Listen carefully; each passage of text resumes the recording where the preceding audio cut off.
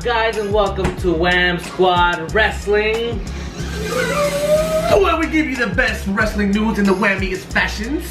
This week we're gonna be doing things a little different.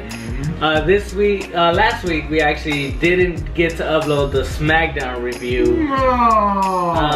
Bray Wyatt type stuff. Yeah. Yeah.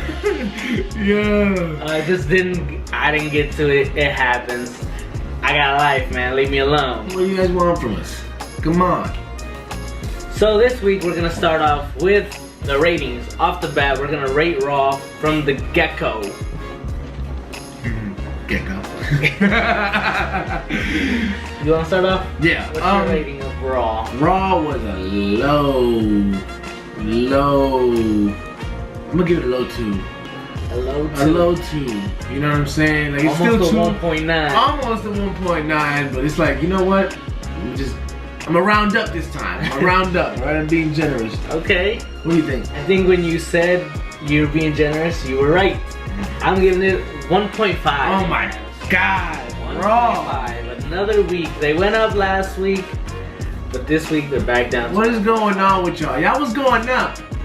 My issues with it was just kind of like dragged on. The Money in the Bank stuff was nothing to run home and tell about. The people they chose was not really good. Like besides Ricochet, I'm not really excited about any of them. I mean, to be honest, maybe Drew McIntyre. Maybe, but that's even a stretch because they've nerfed the character so much. They super nerfed him, man. So, damn. I mean, besides Ricochet, honestly, that's it, and that's including the women's. Yeah. My actually 1.5 is more towards the fact that Money in the Bank is one of my favorite pay-per-views. Yes. I just love the Money in the Bank matches. They have good matches. Yes. Great matches. And the Seth Rollins and AJ Styles. The promos were okay, but that last spot when they went through the table. To be honest, I don't even care about none of the build-up. I already know what the build-up is gonna be trash.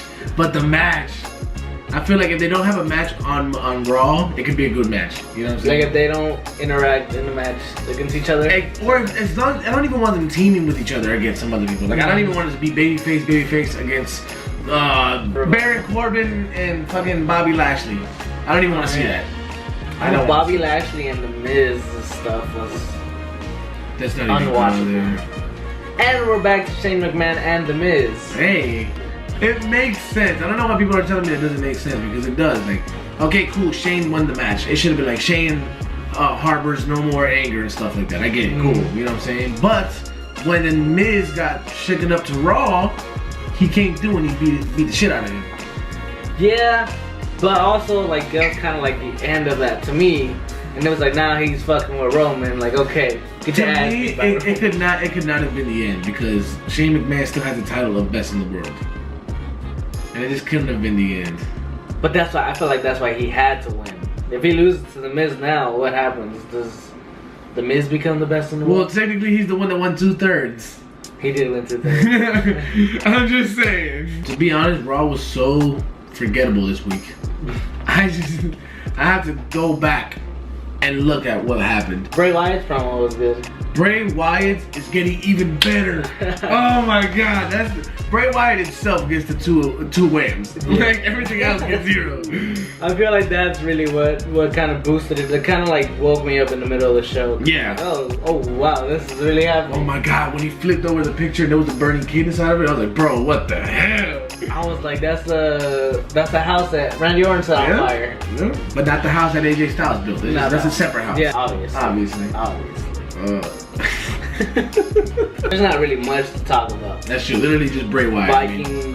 Vikings squash the Luchas. The Viking Squashers is that what they're known for? The new name. Raw loses points for not changing their name. Yeah, what the heck, man? We were waiting for a new name. Come on, man.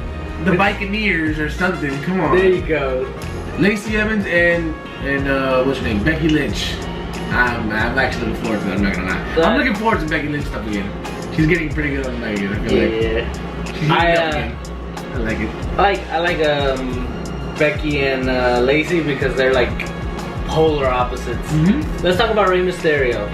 Okay. There is no way his son doesn't whoop his ass, right? Whose ass? Rey Mysterio's ass.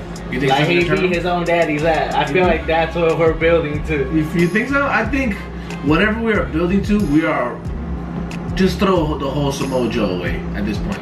Yeah. At this point, the ropes were literally right above him. Unfortunately, and there's no way I think Dominic's gonna turn on his Rey Mysterio. I feel like he is. I feel like, okay, this is how I picture it. Samoa Joe versus Rey Mysterio. Unfortunately, Samoa Joe loses because he's not essential to the story.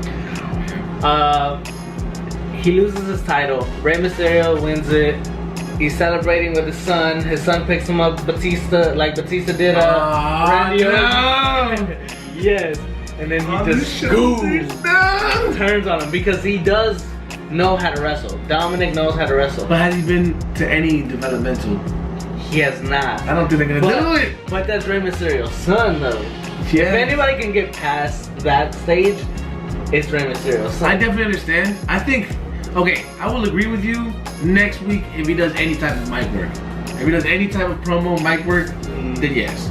But I feel like they just won't push somebody who inexperienced at all talking in front of a crowd. Yeah, but man, the shock factor in that. Oh yeah, it'd be amazing. Boy. It'd be amazing. All right, well that was Raw, all wrapped up very nicely for you.